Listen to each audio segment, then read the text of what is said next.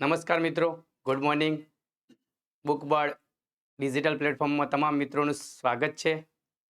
આજે ટેટ 1 પ્રાથમિક શિક્ષક માટેની કસોટી એનો મહત્વનો ટોપિક પદ્ધતિશાસ્ત્ર લઈને આપણે આવી રહ્યા છીએ.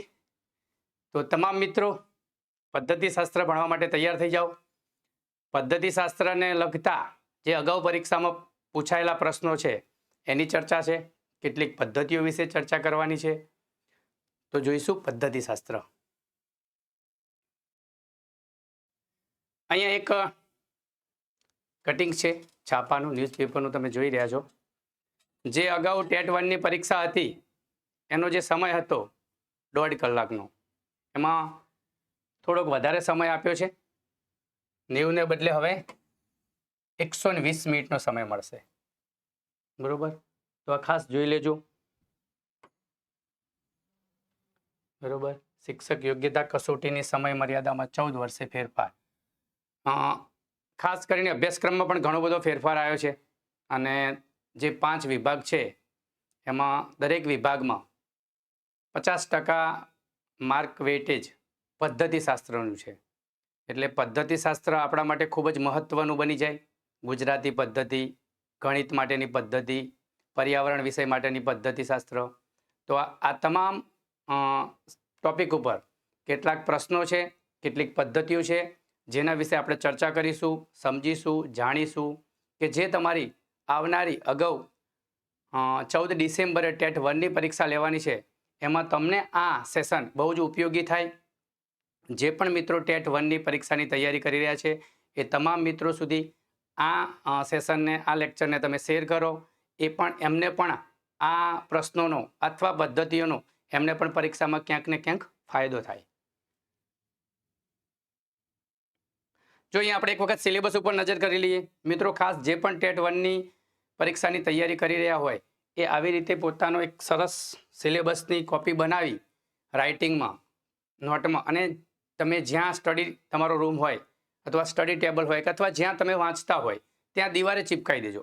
એટલે પહેલાં તો તમને ખબર પડી જાય કે મારે શું વાંચવાનું છે.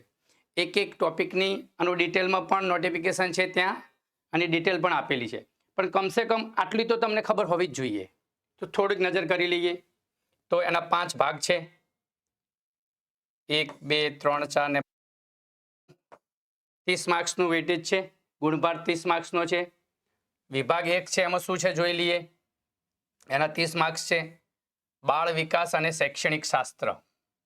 બાળ વિકાસ 15 માર્ક્સનું છે. અને સમાવેશી શિક્ષણ 5 માર્ક્સનું છે. અને 10 માર્ક્સ છે. અને શૈક્ષણિક શાસ્ત્ર એના 10 ગુણ છે. એમ કુલ ટોટલી 30 માર્ક્સનું આ છે બાળ વિકાસ અને શૈક્ષણિક શાસ્ત્ર. પછી ગુજરાતી ભાષા, ખાસ 1 થી 5ના શિક્ષકો છે એટલે મેન 3 સબ્જેક્ટ ગુજરાતી, ગણિત અને પર્યાવરણ અને અંગ્રેજી. આ 4 સબ્જેક્ટ ભણાવવાના થાય. થોડું ઘણું સામાન્ય જ્ઞાન એને લગતા પણ પ્રશ્નો ક્યાંક છે. 5 પ્રશ્નો રિઝનિંગને લગતા છે. તો જોઈ લઈએ થોડું. ગુજરાતી ભાષા, તો ગુજરાતી ભાષામાં અર્થગ્રહણને લગતા 15 માર્ક્સ છે. અને 15 ગુણ પદ્ધતિશાસ્ત્ર છે. ભાષા વિકાસની શૈક્ષણિક પદ્ધતિ, ભાષા કઈ રીતે ભણાવી અથવા ભાષા ભણાવવા માટે કઈ કઈ પદ્ધતિનો ઉપયોગ કરવો એને લગતા 15 ગુણના પ્રશ્નો આવશે. એનાથી આગળ જઈએ તો અંગ્રેજી ભાષા, અંગ્રેજી પણ શીખવવી પડશે. અત્યારે તો પહેલા ધોરણથી અંગ્રેજી શીખવવાનું સરકારી શાળામાં પરિપત્ર થઈ ગયેલ છે. ધોરણ 3ના બીજા સત્રથી એના, ચોથા ધોરણના બીજા સત્રથી એના માર્ક્સ પણ રિઝલ્ટમાં આપવાનું આપણે હોય છે. તો એ અંગ્રેજી ભાષા અને એની પદ્ધતિઓ પણ ખાસ આપણે શીખવી જોઈએ. તો એમાં પણ ગુજરાતીની જેમ સેમ અર્થગ્રહણ 15 ગુણનું અર્થગ્રહણ છે. અને છે ભાષા વિકાસની શૈક્ષણિક પદ્ધતિઓ અંગ્રેજી વિષયની, કે અંગ્રેજી વિષય ભણાવવા માટે કઈ કઈ પદ્ધતિઓ અપનાવી શકાય એ ખાસ આપણે 15 ગુણનું છે. એના પછી આગળ જોઈએ તો ગણિત. ગણિતમાં પણ વિષય વસ્તુને લગતું છે.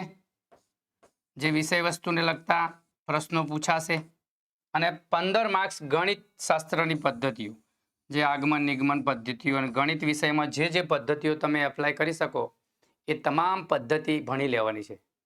તમને કોઈ પણ પ્રશ્ન પૂછાય કે આ ટોપિક કઈ પદ્ધતિ દ્વારા ભણાવી શકાય, તો એ પદ્ધતિઓ ખાસ શીખવાની છે. આપણે અહીંયા કેટલાક પ્રશ્નોની ચર્ચા કરીશું, કેટલીક પદ્ધતિઓની ચર્ચા કરીશું.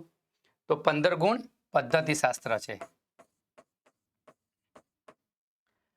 પર્યાવરણ વિષય, એમાં સામાન્ય જ્ઞાન, પર્યાવરણ, રીઝનિંગ અને કરંટ અફેર્સ, આ બધું થઈને 30 માર્ક્સનું છે.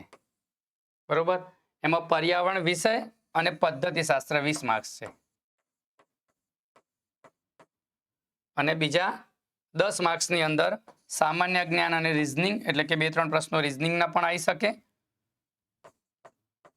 2-3 પ્રશ્નો સામાન્ય જ્ઞાનના પણ આવી શકે, અને 5 ગુણ છે કરંટ અફેર્સના.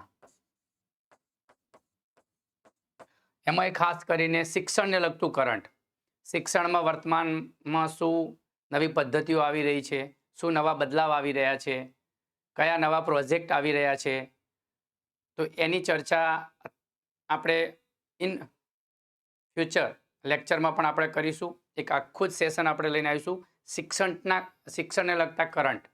આપણે અગાઉ પણ 2 વિડીયો મૂકેલા છે કરંટને લગતા, અને જે પણ આ સમયે 1-2 મહિનામાં જે પણ નવી અપડેટ હશે એ તમામ કરંટ અફેર્સ તમે આપણે આ પ્લેટફોર્મ ઉપર લઈને આવશું.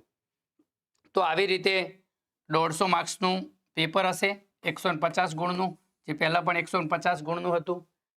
આ ખાસ યાદ રાખજો, સિલેબસ આપણા મોઢે થઈ ગયેલો હોવો જોઈએ, અથવા તો આપણે સરસ હેન્ડ રાઇટિંગમાં લખી અને આપણે જ્યાં તૈયારી કરતા હોય એ રૂમમાં, એ દીવારમાં, લાઇબ્રેરીમાં આપણે ચિપકાઈ દઈશું, જેથી કરીને આ તમામ સબ્જેક્ટ, તમામ ટોપિક તમને યાદ રહી જાય કે ભાઈ મારે કયા કયા ટોપિક વાંચવા છે. કોઈ પણ પુસ્તક હાથમાં આવે તો પહેલાં જોઈ લેવાનું કે આમાંથી એ પુસ્તકના ઇન્ડેક્સમાંથી કયો ટોપિક તમારે વાંચવા જેવો છે, તો એ રાઇટ કરી દેવાનું, એટલું જ વાંચવાનું. હવે પરીક્ષા બહુ નજીક આવી ગઈ છે, સમય બહુ ઓછો છે, તો શું વાંચવું એના કરતાં શું ના વાંચવું એ પણ મહત્વનું છે. તો તમે સાઈડ કરી શકો કે આ મારે પરીક્ષામાં ઉપયોગી નથી, એને વાંચવાનું થતું નથી. તો ખાસ ધ્યાન રાખજો. હવે આપણે આગળ ચર્ચા કરીશું. કેટલાક પ્રશ્નો છે. ગણિત શિક્ષણનો મુખ્ય ઉદ્દેશ શું છે? વિદ્યાર્થીને ગણિતના સૂત્રો યાદ કરાવવા, વિદ્યાર્થીઓના તાર્કિક અને વિશ્લેષણાત્મક વિચારસરણી વિકસાવવી, ઘડિયા મોઢે કરાવવા, કે ગણિતના દાખલાઓના ખૂબ મહાવરો કરાવો. ગણિત શિક્ષણનો મુખ્ય ઉદ્દેશ શું છે? તો જે પણ મિત્રો તમે આ વિડીયો જુઓ છો, તો તમે જ્યારે પણ આ વિડીયો જોતા હોય તો કોમેન્ટ કરી દઈએ આપણે જવાબનું, જેથી કરીને તમને ખબર પડે કે જે પ્રશ્નોની અહીંયા ચર્ચા કરી છે એમાંથી તમને કેટલા આવડ્યા, કેટલા સાચા પડ્યા. તો જોઈ લઈએ આપણે આમાં શું આવશે ભાઈ. તો વિદ્યાર્થીઓને તાર્કિક અને વિશ્લેષણાત્મક વિચારસરણી વિકસાવી. વિદ્યાર્થીને તર્ક કરતો શીખવવો એ ગણિતનો મુખ્ય ઉદ્દેશ છે. એ લોજિક લગાવી શકે, તર્ક કરી શકે અને એ આગળ વધી શકે. એના પછીનો પ્રશ્ન આપણે જોઈશું. આગમન પદ્ધતિ માટે નીચેના પૈકી શું સાચું છે? આગમન નિગમન પદ્ધતિ ગણિતશાસ્ત્ર ભણાવવા માટે બહુ જ ઉપયોગી છે, અને આપણે પદ્ધતિશાસ્ત્રના 15 ગુણ છે ગણિત પદ્ધતિશાસ્ત્રના, તો ત્યાં ક્યાંક આવા ને આવા પ્રશ્નો પૂછાશે. તો સૂત્રમાં રકમ મુકતા શીખવું, વિશિષ્ટ ઉદાહરણ પરથી સૂત્ર તારવતા શીખવવું, સૂત્રો પરથી ગણતરી કરતા શીખવવું, કે રકમના અંતે યોગ્ય એકમ મુક્ત શીખવવું.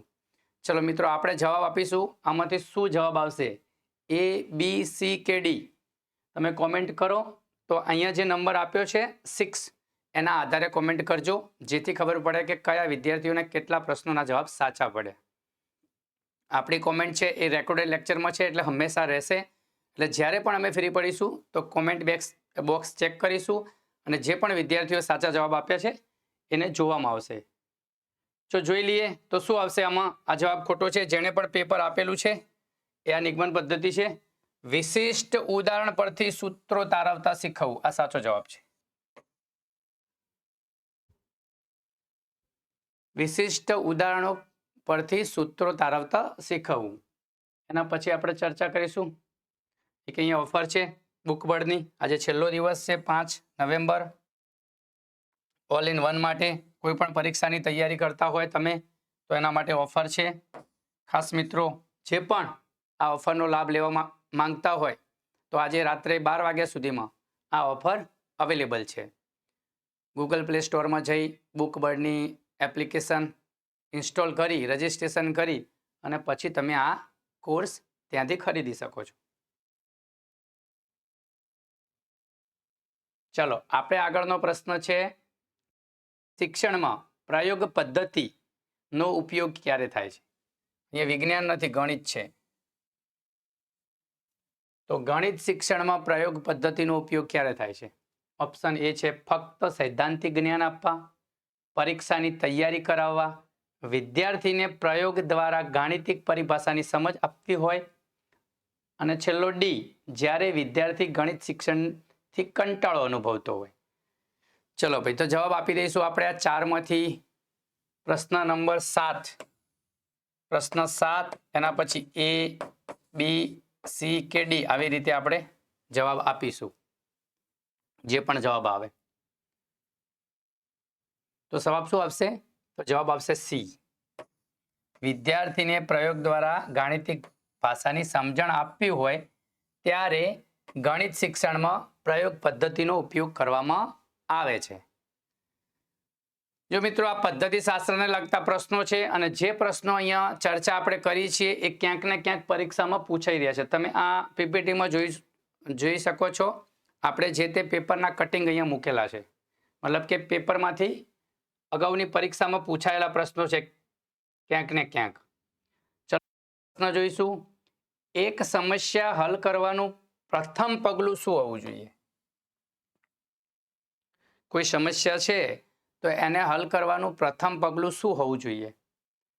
જવાબમાં અંદાજો લગાવવો, બી સમસ્યાને સમજવી અને શું પૂછવામાં આવ્યું છે તે જાણવું, તરત જ કરી દેવી કે સમસ્યાને અવગણવી, ઇગ્નોર કરી દેવી.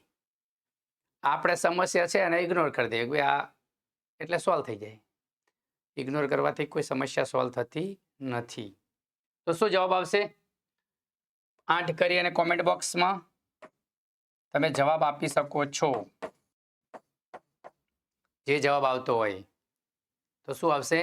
તો પહેલા સમસ્યાને સમજવી પડે, શું પૂછવામાં એ જાણવું પડે, અને પછી આપણે આગળ સમસ્યા સોલ્વ કરતા થઈએ અથવા સોલ્વ કરવા તરફ આગળ વધવું જોઈએ. ચલો મિત્રો, અહીંયા પણ એક દિવાળીની ઓફર છે, જોઈ લેજો. જેને લાગુ પડતી હોય આજે છેલ્લો દિવસ છે અને આ નંબર ઉપર તમે સંપર્ક કરી શકો છો. ક્યાંય તમને કોર્સની વધુ જાણકારી મેળવવી હોય તો અહીંયા કરી શકો છો. અનુમાન અને પરીક્ષણ પદ્ધતિ શું છે? અનુમાન અને પરીક્ષણ પદ્ધતિ શું છે? જવાબનો અંદાજો લગાવવો અને પછી તપાસ કરવી કે તે કામ કરે છે કે નહીં. સરળ પ્રશ્નોને હલ કરવા, કોઈ પણ ગણતરી કર્યા વગર અનુમાનથી જવાબ લખી દેવો. અને છેલ્લો ઓપ્શન ફક્ત અનુમાન કરવું અને પછી શિક્ષકને પૂછવું કે તેનું અનુમાન સાચું છે કે નહીં. ચલો ભાઈ, જવાબ આપો. ફટાફટ 9 ABCD જવાબ કરીશું આપણે.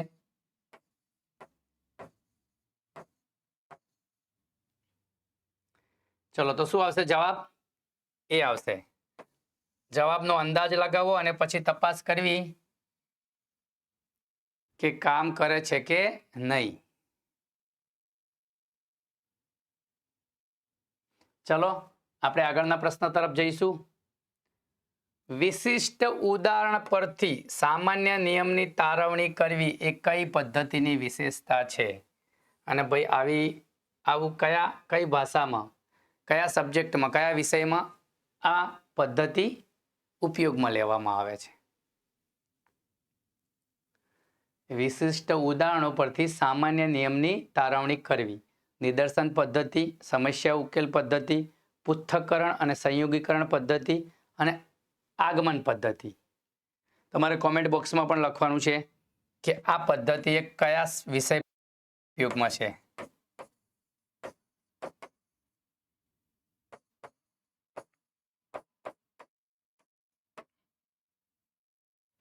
ચલો આનો જવાબ શું આવશે? તો આવશે ડી, આગમન પદ્ધતિ. ગણિત શાસ્ત્ર ભણાવવા માટે, ગણિત વિષય ભણાવવા માટે આગમન નિગમન પદ્ધતિનો ઉપયોગ થાય છે મિત્રો. અને આ તમારે જણાવવાનું છે. પૃથ્થકરણ અને સંયોગીકરણ પદ્ધતિ કયા વિષય ભણાવવા માટે આ પદ્ધતિનો ઉપયોગ કરવામાં આવે છે? નિદર્શન પદ્ધતિ, સમસ્યા ઉકેલ પદ્ધતિ, આ બધી પદ્ધતિઓ આપણે ભણવાની થશે.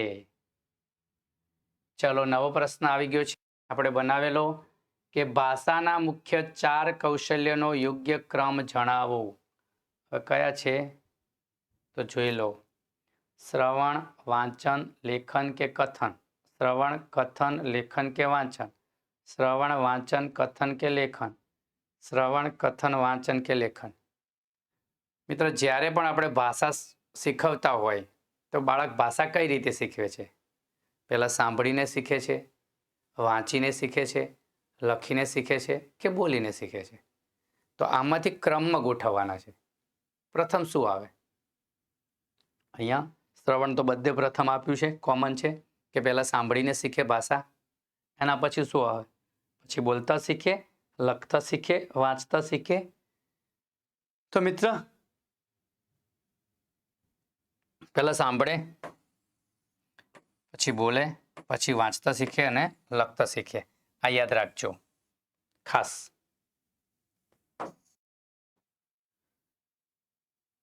ભાષા પદ્ધતિશાસ્ત્રમાં આવા પ્રશ્નો ક્યાંક આવી શકે. પ્રોજેક્ટ પદ્ધતિ શું છે?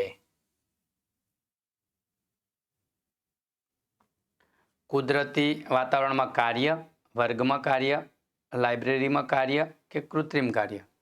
ચલો ભાઈ આનો જવાબ આપવાનો છે. પ્રોજેક્ટ પદ્ધતિ શું છે? મિત્રો પ્રોજેક્ટ પદ્ધતિ અને એના સોપાનો પણ ખાસ યાદ રાખજો. તો કુદરતી વાતાવરણમાં કાર્ય. કેટલા સોપાનો છે એ જણાવજો. પ્રોજેક્ટ પદ્ધતિમાં પ્રથમ સોપાન કયું, બીજું સોપાન કયું?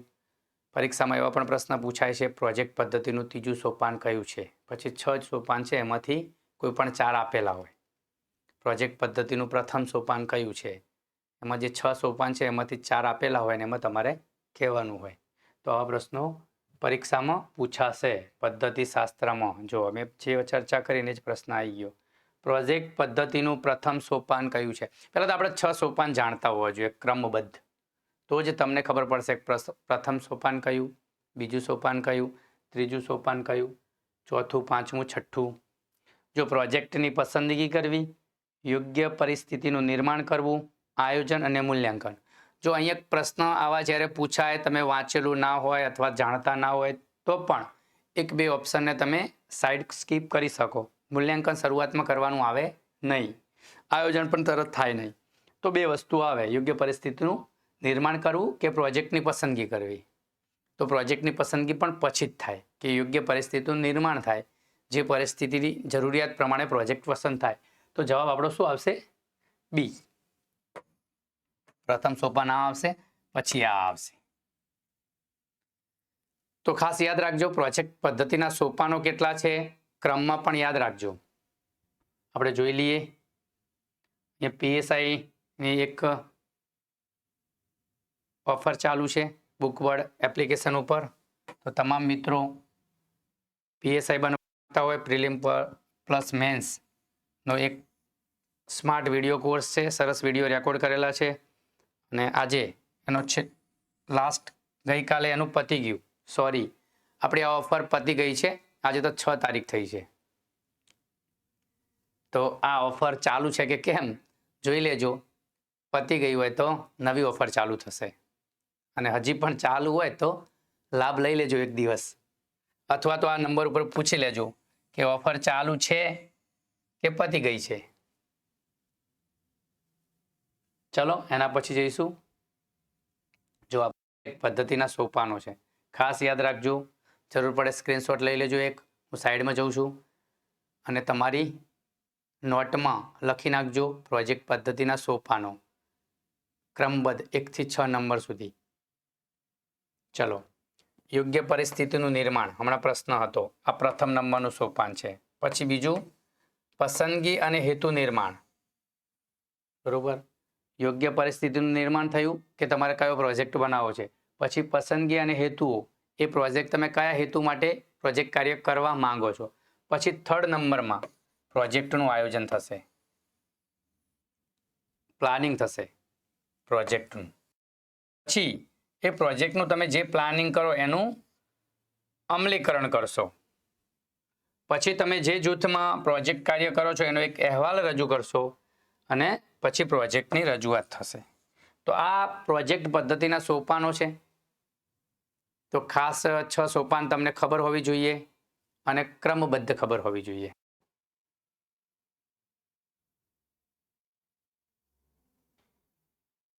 પ્રોજેક્ટનો વિષય કોના દ્વારા પસંદ થવો જોઈએ? હવે આપણે કોઈ પણ પ્રોજેક્ટ છે તો એનો વિષય કોના દ્વારા પસંદ થયેલો હોવો જોઈએ? ઓપ્શન જોઈ લઈશું. તો શિક્ષક દ્વારા, આચાર્ય દ્વારા, વિદ્યાર્થી દ્વારા કે વાલી દ્વારા. જ્યારે આપણે કોઈ પ્રોજેક્ટ કાર્ય કરવા જતા હોય તો પ્રોજેક્ટનો વિષય કોણ પસંદ કરશે? તમને તમારા શિક્ષક પસંદ કરીને આપશે, તમારા પ્રિન્સિપલ આચાર્ય પસંદ કરીને આપશે, વિદ્યાર્થીઓએ જાતે કરવાનો હોય છે કે વાલીએ કરવાનો હોય છે? તો વિદ્યાર્થીએ જાતે જ પ્રોજેક્ટનો વિષય પસંદ કરવાનો હોય તો જ એ પ્રોજેક્ટમાં ઇન્ટરેસ્ટ લઈને પ્રોજેક્ટને પાર પાડી શકે. શિક્ષક એનું માર્ગદર્શન આપતા હોય છે, આચાર્ય પણ એનું માર્ગદર્શન આપતા હોય છે. તમે ઘરે પ્રોજેક્ટ કાર્ય કરતા હોય તો વાલી કે માતા પિતા પણ તમને ત્યાં મદદરૂપ થતા હોય છે. બરોબર. પ્રોજેક્ટ કાર્યમાં શું મહત્વનું હોય છે? પ્રોજેક્ટ કાર્યમાં શું મહત્વનું હોય છે? તો ઓપ્શન છે 4. જૂથ કાર્ય મહત્વનું હોય છે, વ્યક્તિગત કાર્ય મહત્વનું હોય છે, ત્યાં રમતનું મેદાન હોવું જરૂરી છે, કેમ કે પ્રોજેક્ટ ક્યાં કરવો, લાઇબ્રેરી, આ બધું જોવાનું છે. તો અહીંયા પણ તમારો જવાબ સરળતાથી આવી જાય એવા ઓપ્શન છે. ઘણી વખત ઓપ્શન એટલા બધા ટફ હોય અથવા તો નજીકના હોય કે તમે જલ્દી જવાબ સુધી ના પહોંચી શકો. અમુક ટાઈમે આવા ઓપ્શન હોય ઝડપથી જવાબ મળી જાય. તો શું હશે? જૂથ કાર્ય. પ્રોજેક્ટમાં જૂથ કાર્ય મહત્વનું હોય છે. પ્રોજેક્ટ એકલાએ કરવાનો હોતો નથી, વ્યક્તિગત કાર્ય નથી. અહીંયા રમતના મેદાનની કોઈ ખાસ જરૂર નથી. કેવો પ્રોજેક્ટ છે એના આધારે ક્યાં જવું, શું કરવું એ મહત્વનું હોય છે. લાઇબ્રેરી રીડિંગ માટે છે. કથન ચર્ચા પદ્ધતિમાં કોનું મહત્વ વધારે હોય છે? ચલો, કથન ચર્ચા પદ્ધતિ. આચાર્યનું મહત્વ વધારે હોય, શિક્ષણનું મહત્વ વધારે હોય, વિદ્યાર્થીઓનું મહત્વ વધારે હોય કે સમાજનું મહત્વ વધારે હોય? કથન ચર્ચા પદ્ધતિ પેલી ખબર હોવી જોઈએ. કથન ચર્ચા પદ્ધતિ કયા વિષય માટે ઉપયોગી છે? કથન ચર્ચા પદ્ધતિ એટલે શું? એમાં કોનું મહત્વ વધારે છે? અહીંયા પ્રશ્નનો જવાબ આપશો તમે? જોઈ લઈએ જવાબ આપણે. શિક્ષણનું. કેન્દ્રમાં કેમ કે તમે જે ચર્ચા કરતા હોય, કથન ચર્ચા એટલે આપણે અત્યારે પણ વાતો કરી રહ્યા છીએ જ. તો એમાં આચાર્યનું કંઈ ખાસ કે વિદ્યાર્થીઓનું મહત્વ નથી હોતું. એ લોકો કોણ બાબત છે, કયા ટોપિક ઉપર ચર્ચા થઈ રહી છે એ મહત્વનું હોય છે. શું ભણાવી રહ્યા છો એનું મહત્વ હોય છે. તો શિક્ષણ અથવા ટોપિકનું. અહીંયા પણ ઓફર પતી ગયેલી છે, છતાં પણ જોઈ લેજો એપ્લિકેશન ઉપર અથવા નંબર ઉપર સંપર્ક કરી લેજો, જેથી તમને આ કોઈ દિવાળીની ઓફર હજી પણ લાભ મળવા પાત્ર હોય તો મળી જાય, અથવા નવી ઓફર આવી હોય તેના વિશે તમને જાણવા મળશે. ચલો, અહીંયા પદ્ધતિઓ કેટલીક આપેલી છે. આ પણ એક સ્ક્રીનશોટ લઈ લેજો મિત્રો, આ પદ્ધતિઓ, અને ક્યાંક તમારી નોટમાં લખી નાખજો. આ અધ્યાપન પદ્ધતિઓનું વર્ગીકરણ કરેલું છે. સામાન્ય પદ્ધતિઓ, વિશિષ્ટ પદ્ધતિઓ, બરોબર. શિક્ષક કેન્દ્રી પદ્ધતિઓ કઈ કઈ છે, વિદ્યાર્થી કેન્દ્રી પદ્ધતિઓ કઈ કઈ છે, શિક્ષક અને વિદ્યાર્થી સહભાગી પદ્ધતિઓ કઈ કઈ છે, અને વિશિષ્ટ પદ્ધતિઓ કઈ કઈ છે. આ બધું જોઈ લેજો. અને આનીમાં આપણે ચર્ચા પણ કરીશું આના પછીના સેશનમાં, કેમ કે આ થોડાક પ્રશ્નો લઈને આવ્યા છીએ આપણે. પદ્ધતિશાસ્ત્રનું પ્રથમ સેશન છે આ. ચર્ચા કરીએ. ચલો, તો અહીંયા વર્ગીકરણ કરીએ તો સામાન્ય પદ્ધતિઓ અને વિશિષ્ટ પદ્ધતિઓ, આવા બે ભાગ પડે. સામાન્ય પદ્ધતિઓ છે એમાં 3 પ્રકાર છે. એક શિક્ષક કેન્દ્રી એટલે કે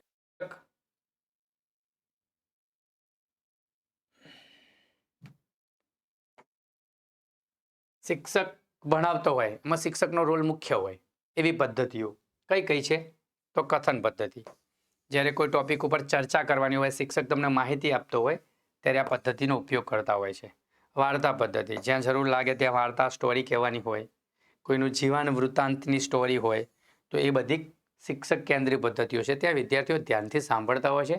શિક્ષક છે તે વિષય ઉપર એનું કથન એટલે ચર્ચા કરતા હોય છે. વિદ્યાર્થી કેન્દ્રીય પદ્ધતિ, એમાં વિદ્યાર્થી કેન્દ્ર સ્થાને હોય છે. એવી કઈ કઈ પદ્ધતિ છે? તો તમે સેમિનારમાં જાઓ છો, પેનલ ચર્ચા, જૂથ ચર્ચા કરો છો, પરિસંવાદ એટલે કે જોડે બેસીને ચર્ચા કર, કોઈ ટોપિકની ચર્ચા કરતા હોય, સ્વાધ્યાય કાર્ય કરતા હોય, કોઈ સમસ્યા હોય એની ઉકેલ તરફ જવાના માટે પ્રયાસ હોય, પ્રદર્શન પદ્ધતિ હોય. તો આ બધી જ પદ્ધતિઓ એવી છે કે જે વિદ્યાર્થી કેન્દ્ર સ્થાને છે. વિદ્યાર્થીનો રોલ મુખ્ય છે. અને કેટલીક પદ્ધતિ એવી છે કે સહભાગી પદ્ધતિ હોય. વિદ્યાર્થી અને શિક્ષક બંને સરખો હિસ્સો હોય, બંનેનું મહત્વ ખૂબ જ હોય. તો જૂથ ચર્ચા, જ્યારે ચર્ચા કરીએ તો બે સાઈડ કોમ્યુનિકેશન થતું હોય છે. નાટ્યકરણ પદ્ધતિ, પ્રોજેક્ટ હોય, પ્રોજેક્ટમાં વિદ્યાર્થીઓ પ્રોજેક્ટ પસંદ કરે પણ એમાં શિક્ષકનું સીધું માર્ગદર્શન હોય છે અને ગાઈડન્સ હેઠળ એમનો પ્રોજેક્ટ આગળ વધવાનું હોય છે. અવલોકન પદ્ધતિ, ક્યાંક ગયા હોય છે અને અવલોકન કરવાનું હોય તો આ પદ્ધતિ. પ્રયોગશાળા પદ્ધતિ, આગમન નિગમન પદ્ધતિના આપણે કેટલાક પ્રશ્નો લીધા. આ પણ પરીક્ષામાં આવો પ્રશ્ન પૂછાઈ શકે કે આગમન નિગમન પદ્ધતિ એ વર્ગીકરણમાં કયા વિભાગમાં આવે છે? ઓપ્શન 4 હોય શિક્ષક કેન્દ્રીય પદ્ધતિ, વિદ્યાર્થી કેન્દ્રીય પદ્ધતિ, શિક્ષક વિદ્યાર્થી સહભાગી પદ્ધતિ અથવા વિશિષ્ટ પદ્ધતિઓમાં આવે. તો તમારે આનો અભ્યાસ કરેલો હોય, વ્યવસ્થિત જોયેલું હોય, સમજેલું હોય તો તમે આ જવાબ આપી શકો છો. તો ખાસ આ પદ્ધતિઓ યાદ રાખવા જેવી છે. વિશિષ્ટ પદ્ધતિઓની થોડી ચર્ચા કરી લઈએ તો આધાર પદ્ધતિ છે. તુલના, મતલબ કોઈ પણ વસ્તુની તુલના કરવાની હોય, સંશોધન કરવાનું, કોઈ પ્રાદેશિક પદ્ધતિ હોય, લોકલ પદ્ધતિ હોય તેમની. તો આ બધી પદ્ધતિઓ વિશિષ્ટ પદ્ધતિઓ છે. ફરી એકવાર જોઈ લઈએ સામાન્ય પદ્ધતિઓ, વિશિષ્ટ પદ્ધતિઓ. સામાન્ય પદ્ધતિઓની અંદર 3 છે: શિક્ષક કેન્દ્રીય પદ્ધતિઓ, વિદ્યાર્થી કેન્દ્રીય પદ્ધતિ, શિક્ષક વિદ્યાર્થી સહભાગી પદ્ધતિ. શિક્ષક કેન્દ્રીય પદ્ધતિમાં કથન, વાર્તા પદ્ધતિ અને જીવન વૃત્તાંત પદ્ધતિ. આ યાદ રાખ, મગજમાં ચોંટી જવી જોઈએ. શિક્ષક કેન્દ્રીય પદ્ધતિ. વિદ્યાર્થી કેન્દ્રીય પદ્ધતિ, સેમિનાર છે, પેનલ ચર્ચા છે, પરિસંવાદ છે, સમસ્યા ઉકેલ છે, પ્રદર્શન છે. તો આ પણ તમને ખાસ યાદ રહેવી જોઈએ. અને શિક્ષક અને વિદ્યાર્થી સહભાગી પદ્ધતિઓ કઈ કઈ છે? તો જૂથ ચર્ચા પદ્ધતિ, એકીકરણ પદ્ધતિ છે, પ્રોજેક્ટ પદ્ધતિ છે, અવલોકન પદ્ધતિ છે, પ્રયોગશાળા પદ્ધતિ છે, આગમન નિગમન પદ્ધતિ છે અને બીજી છે વિશિષ્ટ પદ્ધતિઓ. જે સામાન્ય પદ્ધતિઓના 3 પાર્ટ છે, વિશિષ્ટ પદ્ધતિઓની અંદર 4 પદ્ધતિઓ અહીંયા આપેલી છે. કઈ કઈ છે? તો આધાર પદ્ધતિ, તુલના પદ્ધતિ, સંશોધનાત્મક પદ્ધતિ અને પ્રાદેશિક પદ્ધતિ.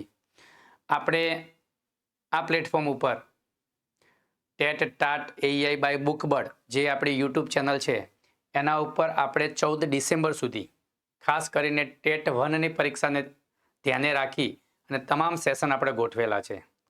દરરોજ સાંજે આપણે ટેસ્ટ સિરીઝ લઈને આવીશું. આજથી સ્કૂલો ચાલુ થાય છે, શાળાઓ શરૂ થઈ ગઈ છે, એટલે આપણે રાતનું લેક્ચર હશે 8, 8:30 વાગે અને સવારે મોર્નિંગમાં બપોર સુધીમાં એક રેકોર્ડ લેક્ચર થઈ અને આવી વિવિધ પદ્ધતિઓની ચર્ચા, વિવિધ પદ્ધતિઓને લગતા પ્રશ્નો, અગાઉની પરીક્ષામાં પૂછાયેલા પ્રશ્નો, જે પ્રશ્નો ખૂબ મહત્વના છે એ પ્રશ્નોની ચર્ચા કરીશું.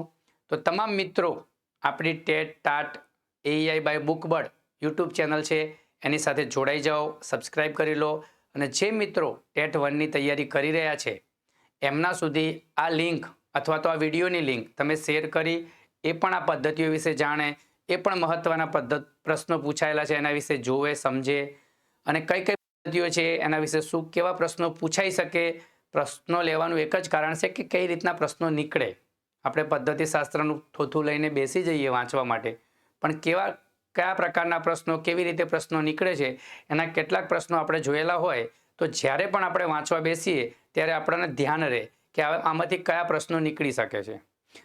તમે પણ જ્યારે પદ્ધતિશાસ્ત્ર ટોપિક લઈને બેસો તો તમે જાતે પ્રશ્નો કાઢો કે એમાંથી કયા પ્રશ્નો નીકળી શકે એમ છે, જેથી કરીને તમારી તૈયારી સારી થશે. નોટ્સ બનાવવાનું ખાસ રાખજો મિત્રો. ફક્ત ને ફક્ત વાંચો અને તમારું છેલ્લા 10-15 દિવસમાં રિવિઝન કરી શકો એવી નોટ્સ પણ બનાવી લેજો. ખાસ અત્યારથી ચાલુ રાખજો, સમય બહુ ઓછો છે અને પરીક્ષાની સંભવિત તારીખ આવી ગઈ છે. કદાચ પરીક્ષા લેટ પણ થાય, સમય વધારે પણ મળે. તો મિત્રો, આ ખાસ પદ્ધતિઓ યાદ રાખજો. આગળ જોઈએ આપણે. ફક્ત ખરા ખોટા વિધાન નક્કી કરો તે કયો હેતુ સ્પષ્ટ થાય. પરીક્ષામાં પૂછાય, ભાઈ પ્રશ્ન પૂછાય, જે આપણા ખરા ખોટાના પ્રશ્નો પૂછાય છે, એમાં કયો હેતુ સિદ્ધ કરવા માટે આવા હોય છે? એની સમજ કેળવાય, એનું કૌશલ્ય વધે, એ ઉપયોગ કરતો થાય, એનું જ્ઞાનમાં વધારો થાય. આપણે પરીક્ષામાં જ્યારે પેપર લઈએ કે કસોટી લઈએ તે ખરા ખોટા વિધાન પૂછતા હોઈએ છીએ. તો આ ખરા ખોટા વિધાન પૂછવાનો હેતુ શું છે? બાળકનું શું જાણવાની છે? એની સમજ જાણવાની છે, એની સમજ વિશેષ કરવા માટે છે, એના કૌશલ્ય વિકસાવવા માટે છે, એ ક્યાંક ઉપયોગી થાય કે એના જ્ઞાનમાં વધારો થાય. તો મિત્રો, આ પણ પ્રશ્ન ખૂબ જ ઇઝી છે. જ્ઞાનમાં વધારો કરવા માટે જ આપણે આવા પ્રશ્નો પૂછતા હોઈએ છીએ, ખરા ખોટાને લગતા. જો ખરા ખોટાને લગતા પ્રશ્નો કેમ પૂછીએ, ખાલી જગ્યાઓ કેમ પૂછીએ, જોડકા કેમ પૂછીએ, ટૂંક જવાબી પ્રશ્નો કેમ પૂછીએ, એનો હેતુ પણ તમને ખબર હોવી જોઈએ. પરીક્ષામાં જેટલા પ્રકારના પ્રશ્નો આપણે પૂછીએ છીએ પરીક્ષામાં, અથવા આપણે જ્યારે પ્રશ્નો આપતા હતા, જવાબ આપતા હતા પ્રશ્નો, તો આ બધા પ્રશ્નો, આવા અલગ અલગ વેરાયટી પ્રશ્નો કાઢવાનું રીઝન શું હતું, એનો હેતુ શું હતો, એ પણ આપણને ખબર હોવી જોઈએ. આગળ જોઈશું આપણે. અહીંયા દિવાળીની બમ્પર ઓફર છે. જે પણ મિત્રો ઓફરનો લાભ લેવા માંગતા હોય લઈ લેજો. ખાલી જગ્યા વિકલ્પવાળી. વિકલ્પ છે ભાઈ, આવો પ્રશ્ન તમે કેમ પૂછો છો? શું જાણવા માંગો છો બાળકો જોડેથી? તમારો હેતુ શું છે? તો અહીંયા પણ પ્રશ્નનો એના 4 ઓપ્શન છે: સમજ, જ્ઞાન, ઉપયોગ અને કૌશલ્ય. અહીંયા પ્રશ્ન બદલાયો છે ખાલી જગ્યા વિકલ્પવાળી. આવા પ્રશ્નો તમે કેમ કાઢો છો? બાળકની સમજ માટે, એના જ્ઞાનમાં વધારો કરવા માટે, એનું કૌશલ્ય વિકસાવવા માટે. તો અહીંયા સમજ કેળવવા માટે આવા પ્રશ્નો આપણે કાઢતા હોઈએ છીએ. એના પછી જોઈએ, જો ખરા ખોટા. ખરા ખોટા વિધાન સુધારી જણાવવા. જો પેલું પ્રશ્ન, અગાઉ પ્રશ્ન હતો એ ખરા ખોટા વિધાન ખરું કે ખોટું એટલો જ જવાબ હોય, તો એનો પાછળનો હેતુ શું હતો? અહીંયા ખોટા વિધાન કે ખોટું વિધાન હોય તો સુધારીને લખવું. તો જ્યાં જ્યાં ખોટું વિધાન હોય ત્યાં તમારે સુધારીને, તમારી સાથે જ્ઞાન પણ હોવું જોઈએ, અને સાથે બીજા પણ કયો હેતુ સ્પષ્ટ થાય. તો અહીંયા સમજ, જ્ઞાન, ઉપયોગ અને કૌશલ્ય. જ્યારે ખરા ખોટા સીધા વિધાન પૂછો તો તમે એક વિધાન ખોટું છે કે સાચું છે, ત્યારે તમે એનું જ્ઞાન જોવા માંગો છો કે ભાઈ ગુજરાતનું પાટનગર અમદાવાદ છે, વિધાન ખરું કે ખોટું? તો સીધું જ્ઞાનથી થઈ જાય કે ભાઈ ખોટું ગાંધીનગર છે. પણ એની પાછળ એ વિધાન પણ લખે છે કે આ વિધાન ખોટું છે અને સાચું વિધાન આ છે. તો એની પાછળ શું હેતુ છે? તો એની સમજ. બરોબર, થોડી એને સમજ પણ હોવી જોઈએ. ખરા ખોટામાં તો એમને ખરા ખોટા કરીને આવે ને તો 50% પ્રશ્નો સાચા પડી શકે. 10 વિધાન તમે પૂછ્યા હોય પરીક્ષામાં અથવા ટેસ્ટ લીધી હોય અને ખરા ખોટા વિધાન પૂછ્યા હોય, તો બાળક બધા ખરા કરી દે, બધા ખોટા કરી દે, અથવા ખરા ખોટા કરીને આવે, તો એને અડધા પ્રશ્નો સાચા પડવાના ચાન્સીસ છે. પણ અહીંયા ખોટું વિધાન સુધારીને લખવાનું હોય તો એને જ્ઞાનની સાથે સમજ પણ હોવી જોઈએ, અને સમજ હોય તો જ એ જવાબ લખશે. જોડકાવાળા પ્રશ્નોનો કયો હેતુ સ્પષ્ટ કરે છે? તમે જ્યારે જોડકું પૂછો છો બાળકને, તો એ કયા હેતુ માટે આવા પ્રશ્નો પૂછો છો? ટેસ્ટમાં, પરીક્ષામાં કયા કયા ઓપ્શન છે જોઈ લઈએ. જ્ઞાન, ઉપયોગ કે કૌશલ્ય. જોડકામાં ભાઈ જસ્ટ જ્ઞાન, એક જ્ઞાનથી તમે જોડકા જોડી ના શકો, એમાં પણ તમને સમજ જોઈએ. જોડકા ઘણા બધા પૂછાઈ શકે છે, અલગ અલગ પ્રકારના, જેમ કે ભાઈ ગુજરાતના જિલ્લાઓ અને એનું મુખ્ય મથક જોડકું બની શકે. ઘણા બધા જોડકા પૂછી શકે. તો આ જોડકા માટે આવું જોડકાવાળો પ્રશ્નમાં શું જ્ઞાન જાણવા માંગો છો, સમજ, કયો હેતુ સ્પષ્ટ કરવા માંગો છો? તો અહીંયા પણ એની સમજ હોવી, સમજ સાથે એનો ઉપયોગ પણ હોવો જોઈએ. અહીંયા ધ્યાન રાખજો, જ્ઞાન, સમજ, ઉપયોગ. તો જોડકાવાળા પ્રશ્નો આપણે કેમ કાઢીએ છીએ?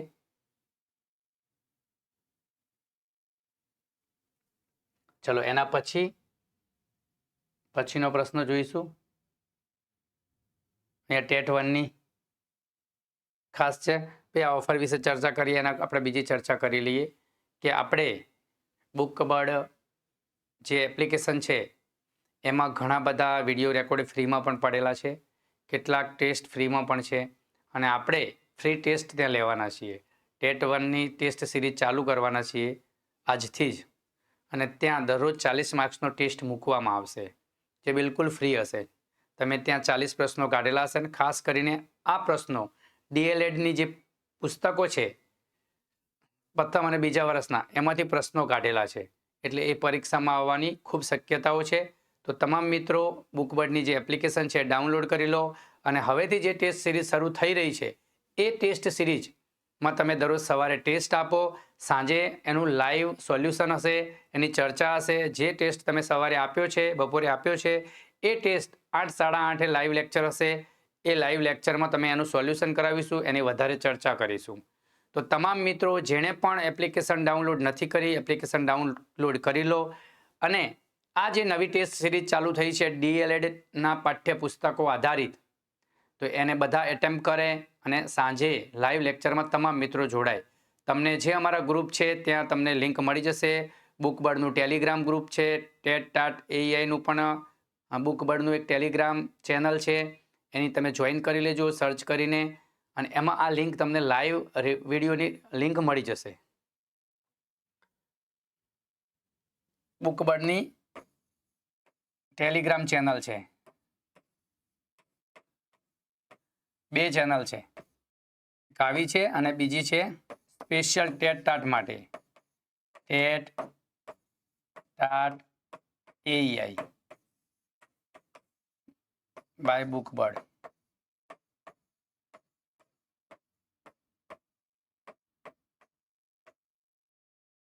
આ ટેલિગ્રામ ચેનલ છે. આની અંદર તમને લિંક મળી જશે અને તમારે ડાયરેક્ટ જ યુટ્યુબ ચેનલ જોઈ લેવી છે તો તમે આવું સર્ચ કરજો, ટેટ.AEI બાય બુકબર્ડ.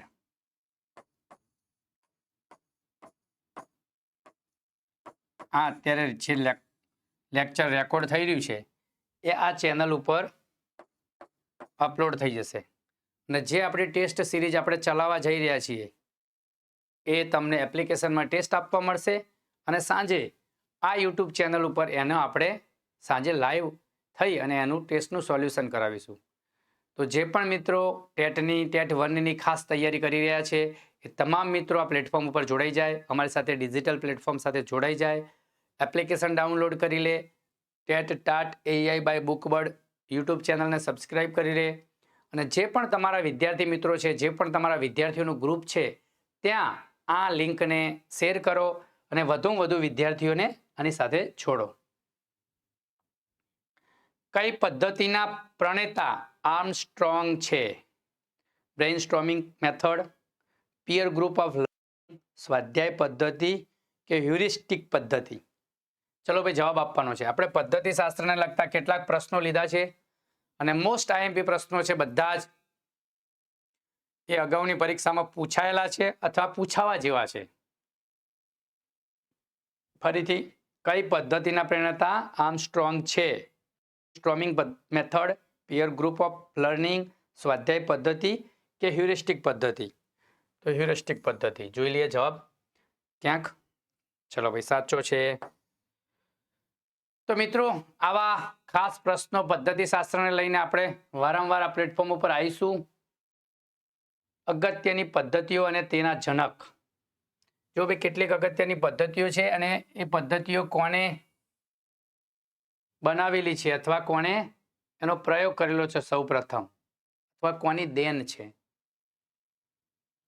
તો આ બધી પદ્ધતિઓ પરીક્ષામાં ખાસ પૂછાશે. આ પણ મોસ્ટ આઈએમપી પ્રશ્ન છે, સ્લાઇડ છે.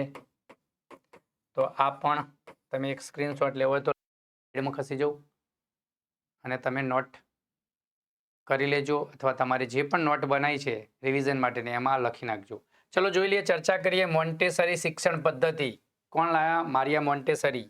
મારિયા મોન્ટેસરી કયા દેશના હતા? કોમેન્ટ કરો. ચલો ભાઈ. બીજી પદ્ધતિ કિન્ડરગાર્ટન પદ્ધતિ. એના પ્રણેતા કોણ છે? તો ફ્રોબેલ. આખું નામ ફ્રેડરિક વિલ્હેમ ઓગસ્ટ ફ્રોબેલ. ફ્રેડરિક ફ્રોબેલ. કિન્ડરગાર્ટન પદ્ધતિ. કિન્ડરગાર્ટન પદ્ધતિ. ચલો એના પછીની રમત ગમત પદ્ધતિ. ચલો રમત પદ્ધતિ કોણ લાયા? તો જ્હોન એન્ડ હેનરી બુક. ક્રિયા દ્વારા શિક્ષણ. કાલે પ્રશ્ન હતો આપણો. આ પ્રશ્ન કાલે જે આપણું લાઈવ લેક્ચર હતું તેમાં આ પ્રશ્ન હતો ક્રિયા દ્વારા શિક્ષણ એ કોના, એના જનક કોણ છે અથવા કોની દેન છે? જ્હોન ડ્યુઈ અને પેસ્ટોલોજી. કાલે જ્હોન ડ્યુઈ જવાબ આપ્યો હતો. ઘણા બધા છોકરા હોય, ઘણા બધા વિદ્યાર્થીઓ હોય તો એમને પ્રોજેક્ટ પદ્ધતિ. હમણાં આપણે પ્રોજેક્ટ પદ્ધતિ એના સોપાનો વિશે થોડી ચર્ચા કરી. તો પ્રોજેક્ટ પદ્ધતિ અને એના 6 સોપાન ફરજિયાત યાદ રાખવાના છે. તો એ પણ પ્રોજેક્ટ પદ્ધતિના જનક જ્હોન ડ્યુઈ. સંશોધનાત્મક પદ્ધતિના જનક કોણ છે? તો બ્રુનેઈ. આ પણ ખાસ યાદ રાખજો. પ્રશ્નોત્તરી, પ્રશ્ન જવાબ પદ્ધતિ. ચલો ભાઈ આનો જવાબ કહેવાનો છે તમારે. અહીંયા ખાલી જગ્યા મૂકેલી છે. પ્રશ્ન જવાબ પદ્ધતિના જનક કોણ છે? કોની દેન છે? મતલબ પ્રશ્નોત્તરી પદ્ધતિના છે સુક્રાંત. સુક્રાતી પદ્ધતિ પણ કહેવામાં આવે છે.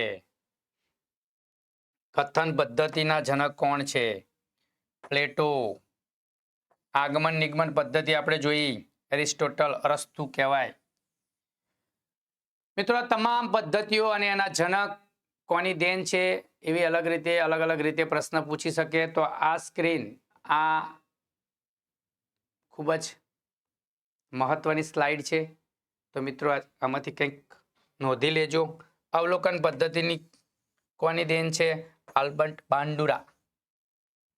અને વૈજ્ઞાનિક પદ્ધતિ તો ગુડવાર તથા સ્કેટ્સ. તો આ વિવિધ પદ્ધતિઓ છે એના જનક છે, એમની દેન છે, જે આપણને શિક્ષણમાં વિવિધ પદ્ધતિઓ આપી છે, જેના કારણે આપણું શિક્ષણ કાર્ય સરળ બને છે અને આપણે સારું રિઝલ્ટ લાવી શકીએ છીએ આ પદ્ધતિઓ અપનાવીને. તો પદ્ધતિઓની ચર્ચા કરી. પદ્ધતિશાસ્ત્રના ટોપિકમાં આપણે હજી ઘણી બધી પદ્ધતિઓ છે જોઈ લઈએ. આગળ માઇક્રો ટીચિંગ પદ્ધતિ. જ્યારે આપણે પીટીસી કરતા હોય, ડીએલએડ કરતા કે બીએડ કરતા હોઈએ ત્યારે આ માઇક્રો ટીચિંગ પદ્ધતિ દ્વારા આપણને આના વિશે તમને ખ્યાલ હશે. તો Dwight and Allen and Robert Bush. મૂલ્યાંકન પદ્ધતિ ડોક્ટર જે.એમ. રાઈસ. ડેકાલી શિક્ષણ પદ્ધતિ.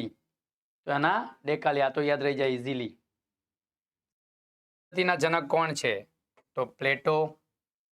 રૈખિક અભિક્રમિક પદ્ધતિના જનક બી.એફ. સ્કિનર. સૈન્ય પદ્ધતિના જનક બોઝ અને બ્લૂમફિલ્ડ. પ્રશાખા અભિક્રમિક પદ્ધતિ નોર્મલ કાઉડર. વાદ વિવાદ પદ્ધતિ આપણે છે સોક્રેટિસ. વાદ વિવાદ પદ્ધતિના જનક કોણ છે? સોક્રેટિસ. કેટલીક તમને હું આઈએમપી કરી દઉં એ તો ખાસ યાદ રાખજો. નિદર્શન પદ્ધતિ ડર્બર્ટ સ્પેન્સર. આ પણ મહત્વની છે.